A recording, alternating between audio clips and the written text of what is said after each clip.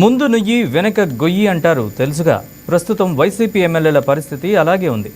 ఈ నెల 17 నుంచి జరిగే అసెంబ్లీ సమావేశాలకు హాజరయ్యే విషయంలో గతంలో తీసుకున్న నిర్ణయాన్ని వైసీపీ మార్చుకోలేదు. యథాతథంగా అసెంబ్లీకి డుమ్మా కొట్టాలని, శాసన మండలికి మాత్రం హాజరవ్వాలని నిర్ణయించుకున్నారు. జగన్ టీం 11 అసెంబ్లీకి వస్తామంటే ఆశ్చర్యపోవాలి, కానీ వచ్చేది లేదని భీష్మించి కూర్చుంటే చేసేదే ఉంది. జగన్కు ప్రతిపక్ష నేత హోదా ఇచ్చే వరకు సభలో అడుగు పెట్టేది లేదని ఆల్రెడీ శపథం చేసేశారు. ఇక్కడ ఎవరి వాదన వారిదే, కానీ ప్రతి దానికి ఓ రూల్ అంటూ ఉంటుంది కదా, దాన్ని ఫాలో అవ్వాల్సిందే కదా. అందుకే ఇప్పుడు కూడా అనేక ప్రశ్నలు ఎదురవుతున్నాయి. ప్రజల కోసం పోరాటం చేయాల్సిన ఎమ్మెల్యేలు శాసనసభకు ఎందుకు రావడం లేదనేది స్పీకర్ అయ్యన్న పాత్రుడి ప్రశ్న. అసలు సభకు రాని వాళ్ళు ఎమ్మెల్యేలుగా ఎందుకు ఉండాలి? అలాంటి వాళ్ళకి జీతాలు ఎందుకు ఇవ్వాలి?